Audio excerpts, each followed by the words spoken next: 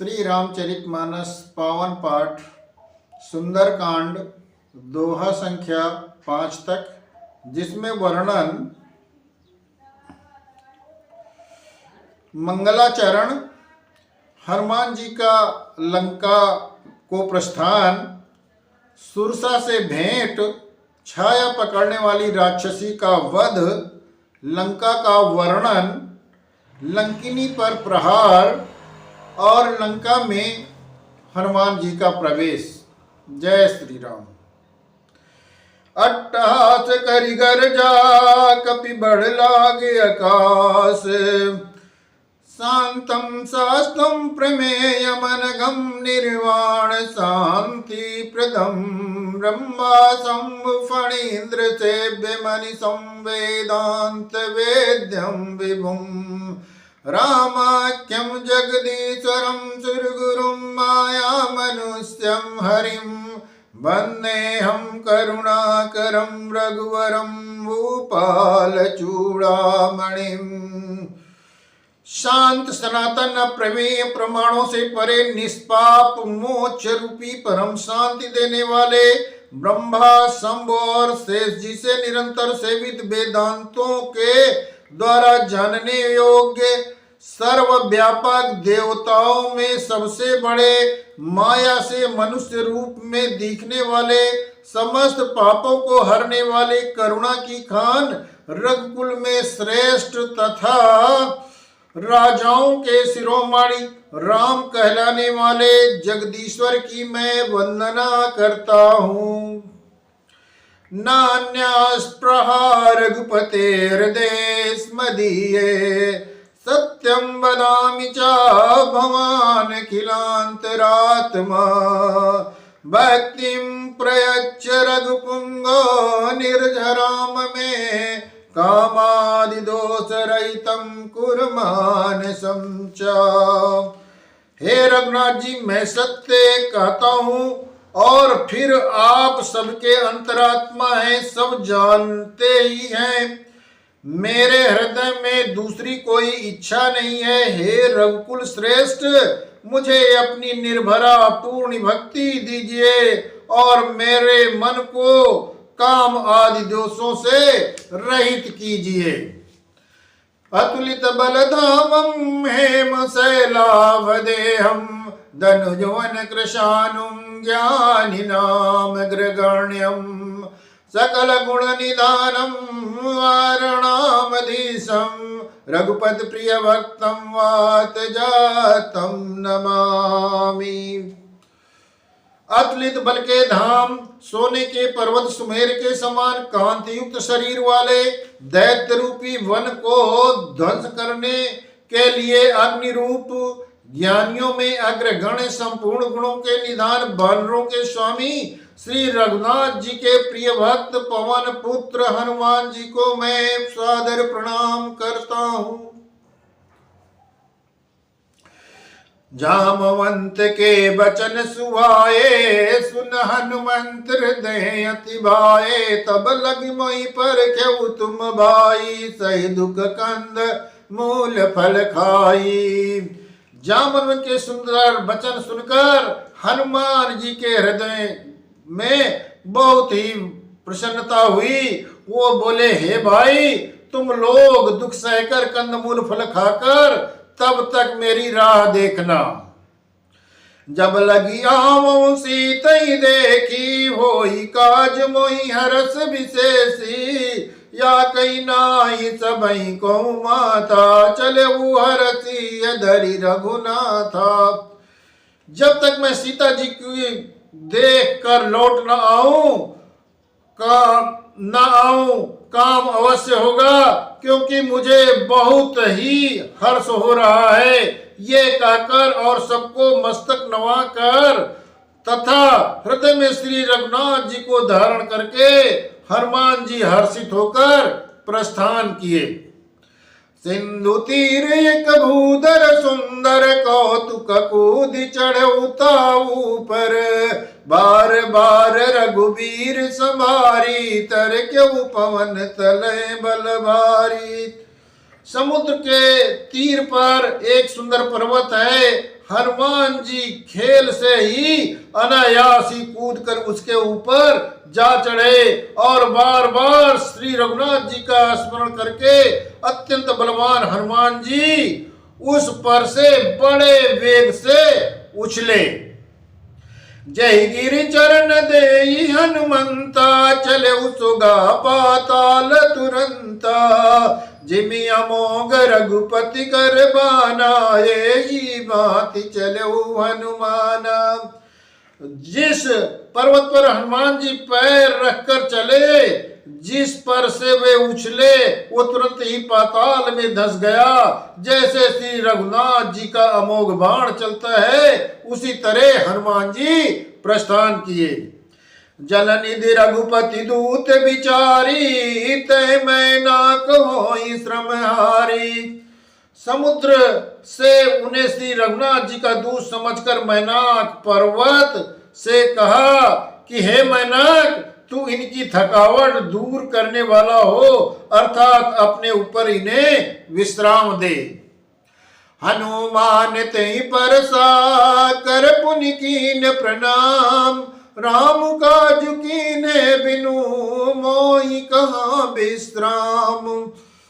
हनुमान जी ने उसे हाथ से छू दिया, फिर प्रणाम करके कहा, भाई श्री रामचंद्र जी का काम किए बिना मुझे विश्राम कहाँ है। जात पवन सुत देवन देखा, जाने कहूँ बल बुद्धि विशेषा। तुरता नाम आइन कई माता, पठैन आई कही तई बाता। देवताओं ने पवन पुत्र हनुमान जी को जाते हुए देखा। उनकी विशेष बल बुद्धि को जानने के लिए परीक्षार्थ उन्होंने सुरसा नामक सर्पों की माता को भेजा। उसने आकर हनुमान जी से यह बात कही, आज सुरन मही दीन हारा, सुनत बचन का पवन कुमारा। राम काज करी फिर मैं आवो, सीता कै सुधि प्रभु सुनावो। आज देवताओं ने मुझे भोजन दिया है। ये वचन सुनकर पवन कुमार हनुमान जी ने कहा कि श्री राम का कार्य करके मैं लौट आऊंगा और सीता की खबर प्रभु को सुना दूंगा। तब तब बदन पैठियों आई, सत्य कहूँ मैं जान दे माई। कौनी जतन दे नहीं जाना, ग्रसि न मोई कहो हनुमाना। तब मैं आकर तुम्हारे मुंह में घुस जाऊंगा, तुम मुझे खा लेना। हे माता, मैं सत्य कहता हूँ, अभी मुझे जाने दें। जब किसी भी उपाय से उसने जाने नहीं दिया, तब हनुमान जी ने कहा, तो फिर मुझे खा न ले। जो जन भरिते ही बदन पसारा, कपि तनु कीन दुगुन विस्तारा। सोरा जो जन मुक्ति ठयऊ, तुरत पवन सुत 32 भयऊ। उसने जोजन भर 4 कोस में मुंह फैलाया, तब हनुमान जी अपने शरीर को उससे दूना बढ़ा लिया। उसने 16 योजन का मुख किया। हनुमान जी तुरंत ही 32 योजन के हो गए। जस जस सुरसा बदन बढ़ावा, ता सदून कपि रूप दिखावा। सद जोजन तई आनन कीना, अति लघु रूप पवन सुत लीना। जैसे जैसे सुरसा अपना मुंह का विस्तार बढ़ाती गई, हनुमान जी उसका दूना रूप दिखलाते थे। उसने 100 योजन 400 कोस का मुख फैला दिया। तब हनुमान जी ने बहुत ही छोटा सा रूप धारण कर लिया। बदन पैठ पुनि बाहिर आवा, मांगा विदाता ही सिरुनावा। मोहि सुरन जय लाग पटावा, बुद्धि बल मरम तोर मैं पावा। और वे उनसे मुख में घुसकर तुरंत ही बाहर निकल आए और फिर उसे सिर नवाकर विदा मांगने लगे। उसने कहा, मैंने तुम्हारे बुद्धि बल का भेद पा लिया, जिसके लिए देवताओं ने मुझे भेजा था। राम काज सब करियो, तुम बल बुद्धि निधान। आशीष दे गई सो, हरसि चलो हनुमान। श्री रामचंद्र जी का कार्य करोगे, क्योंकि तुम बल बुद्धि के भंडार हो। ये आशीर्वाद देकर वो चली गई। तब हनुमान जी हर्षित होकर चले। निश्चर एक सिंधु मौराई, करिमाया नभ के खग गाई। जीव जंतु जे गगन उड़ाई, जल बिलोक तिन कह परछाई। समुद्र में एक राक्षसी रहती थी। वो माया करके आकाश में उड़ने वाले पक्षियों को पकड़ लेती थी। आकाश में जो जीव जंतु उड़ा करते थे, वो जल में उसकी परछाई देखकर गाई चांसक सो न उड़ाई। यही विधि सदा गगन चर खाई। सोई चले हनुमान का कीना, तासु कपट कपि तुर तई चीना। उस परछाई को पकड़ लेती थी, जिससे वे उड़ नहीं सकते थे और जल में गिर पड़ते थे। इस प्रकार वो सदा आकाश में उड़ने वाले जीवों को खाया करती थी। उसने वही छल हनुमान जी से किया। हनुमान जी ने तुरंत ही उसका कपट पहचान लिया। ताई मारी मारुत सुत मीरा, बारिद पार गयो मति धीरा।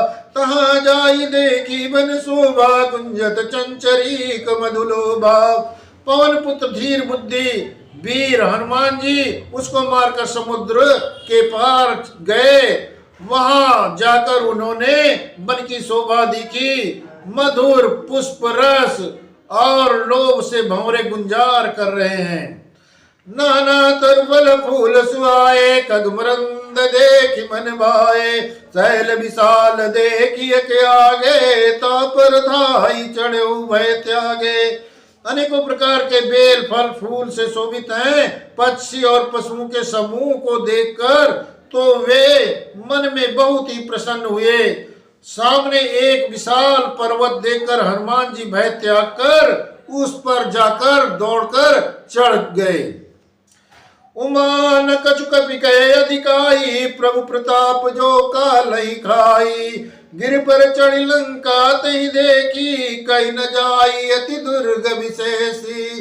शिव जी कहते हैं, हे उमा, उसने बानर हनुमान की कुछ बड़ाई नहीं है। ये प्रभु का प्रताप है जो काल को भी खा जाता है। पर्वत पर चढ़कर उन्होंने लंका देखी। बहुत ही बड़ा किला है, कुछ कहा नहीं जाता। अति उतंग जल निध चौपासा, कनक कोट करक परम प्रकाशा। वो अत्यंत ऊंचा है, उसके चारों ओर समुद्र हैं। सोने के परकोटे चार दीवारी पर परम प्रकाश हो रहा है। कनक कोट विचित्र मणिकृति सुंदरायत नाघना चौहट हट सुबट बीती। चारुपुर बहु विधि बना, गजबाज खच्चर निकर पद चर रथ बरूथनि को गने। बहुरूप निश्चर जूत अति बल सेन वर्णत नहीं बने। विचित्र मणियों से जड़ा हुआ सोने का परकोटा है। उसके अंदर बहुत से सुंदर सुंदर घर हैं। चौराहे बाजार सुंदर मार्ग और गलियां हैं। सुंदर नगर बहुत प्रकार से सजा हुआ है। हाथी घोड़े खच्चर के समूह तथा पैदल और रथों के समूहों को कौन गिन सकता है। अनेक रूपों के राक्षसों के दल हैं। उनकी अत्यंत बलवती सेना का वर्णन करते नहीं बनती। बन बाग उपवन बाटिका सरकूप वापी सोमई। नर नाग सुर गंधर्व कन्या रूप मुनि मन मोहई। कौमाल देय विशाल शैल समान अति बल गर्जई। नाना अखार निबिरई बहु विदेके कन तर गई। वन बाग उपवन बगीचे फुलवाड़ी तालाब कुएं और बावलियां सुशोभित हैं। मनुष्य नाग देवताओं और गंधर्वों की कन्याएं अपने सौंदर्य से मुनियों के भी मनों को मोह लेती है। कहीं पर्वत के समान विशाल शरीर वाले बड़े ही बलवान मल्ल पहलवान गरज रहे हैं। वे अनेकों अखाड़ों में बहुत प्रकार से भिड़ते और एक दूसरे को ललकारते हैं। करि जतन भट कोटिन बिकट तन नगर चौदिस रचई कहु महिष मानुष धेनु कर यज खल निशाचर भक्षहि। यही लागी तुलसीदास इनकी कथा कछु कहे कई। रघुवीर सर तीरथ शरीर ने त्यागी गति पई सही। भयंकर शरीर वाले करोड़ों योद्धा यत्न करके बड़ी सावधानी से नगर के चारों दिशाओं में सब ओर से रखवाली करते हैं। कहीं दुष्ट राक्षस भैंसों, मनुष्यों, गायों, गधों और बकरों को खा रहे हैं। तुलसीदास ने इनकी कथा इसलिए कुछ थोड़ी कही कि वे निश्चय ही श्री रामचंद्र जी के बाण रूपी तीर्थ से शरीर को त्याग कर परम गति पावेंगे। पुरु रखवारे देख बहु कपि मन कीन विचार। अति लघु रूप धरो निसी नगर करो पैसार। नगर में बहुसंख्यक रखवालों को देखकर हनुमान जी ने मन में विचार किया कि अत्यंत छोटा सा रूप धरूं और रात के समय नगर में प्रवेश करूं। मसक समान रूप कपि धरी लंके चले सुमिर नर हरि। नाम लंकिनी एक निश्चरी सोका चले सिमोही निंदरी। हनुमान जी मच्छर के समान छोटा सा रूप धारण करके नर रूप से लीला करने वाले भगवान श्री रामचंद्र जी का स्मरण करके लंका को चले। लंका के द्वार पर लंकिनी नामक एक राक्षसी रहती थी। वो बोली, मेरा निरादर करके बिना मुझसे पूछे कहां चला जा रहा है। जानस नहीं मरम चट मोरा मोर हार जहां लग चोरा। मुठिका एक महाकपि हनी रुधिर बमत धरनी टनवनी। हे मूर्ख, तूने मेरा भेद नहीं जाना। जहां तक जितने चोर हैं वे सब मेरे आहार हैं। महाकपि हनुमान जी ने उसे एक घूंसा मारा जिससे वो खून की उल्टी करती हुई पृथ्वी पर लुढ़क पड़ी, गिर पड़ी। पुनि संभारी उठी सो लंका जोरी पानी कर बिनय सशंका। जब राम नहीं ब्रह्म वर दीना चलत बिरंच कहा मोहि चीना। वो लंकिनी फिर अपने को संभाल कर उठी और डर के मारे हाथ जोड़कर विनती करके कहने लगी। वो बोली, रावण को जब ब्रह्मा जी ने वर दिया था तब चलते समय उन्होंने मुझे राक्षसों के विनाश की ये पहचान बता दी थी कि विकल हो सिते कपि के मारे तब जाने सुनिश्चर संगारे। तात मोरे अति पुण्य बहुता देखे नयन राम कर दूता। अब तू बंदर को के मारने से व्याकुल हो जाए। जब तू बंदर के मारने से व्याकुल हो जाए तो तू राक्षसों का संहार हुआ जान लेना। हे तात, मेरे बड़े पुण्य हैं जो मैं श्री रामचंद्र जी के दूत आपको नेत्रों से देख पाई। तात स्वर्गे वर्ग सुख धैर्य तुलायक अंग। तुलनताई सकल मिली जो सुख लो सतसंग। हे तात, स्वर्ग और मोक्ष के सब सुखों को तराजू में एक पलड़े में रखा जाए तो भी वे सब मिलकर दूसरे पलड़े पर रखे हुए उस सुख के बराबर नहीं हो सकते जो लव क्षण मात्र के सत्संग से होता है। प्रविशि नगर की जय सबका जा हृदय राखी कौशलपुर राजा। गरल सुधारि पुकरहि मिताई गोपद सिंधु अनल सितलाई। अयोध्यापुरी के राजा रघुनाथ जी को हृदय में रखे हुए नगर में प्रवेश करके सब काम कीजिए। उसके लिए विष अमृत हो जाता है। सत्व मित्रता करने लगते हैं। समुद्र गाय के खुर के बराबर हो जाता है। अग्नि में शीतलता आ जाती है।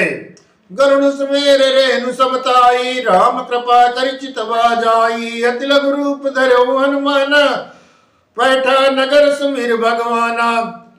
और हे गरुण जी, तुम्हारे पर्वत उसके लिए रज के समान हो जाते हैं, जिसे रामचंद्र जी ने एक बार कृपा करके देख लिया। तब हनुमान जी ने बहुत छोटा रूप धारण किया और भगवान का स्मरण करके नगर में प्रवेश किया। मंदिर मंदिर प्रति कर शोधा, देखे जाता अगणित जोधा, गयो दशानन मंदिर माही, अति विचित्र कई जात सुनाई। उन्होंने एक एक करके महल की खोज की, जहां तहां असंख्य योद्धा देखे। फिर वे रावण के महल में गए। वो अत्यंत विचित्र था, जिसका वर्णन नहीं किया जा सकता। सैनिक ये देखा कपिते, मंदिर मौन दीख बैदे, भवन एक पुनि दीख सुहावा, हरि मंदिर ता भिन्न बनावा। हनुमान जी ने उस रावण को शयन करते हुए देखा, परंतु महल में जानकी जी नहीं दिखाई दी। फिर एक सुंदर महल दिखाई दिया, वहां भगवान का एक मंदिर बना हुआ था। रामायुध अंकित गृह शोभा बरनी न जाई, नौ तुलसी का वृंदता देख हरस कपिराई। वो महल श्री राम जी के आयु धनुष बाण के चिन्ह से अंकित था। उसकी शोभा का वर्णन नहीं किया जा सकता। वहां नवीन नवीन तुलसी के वृक्ष समूह को देखकर कपिराज हनुमान जी मन में हर्षित हुए।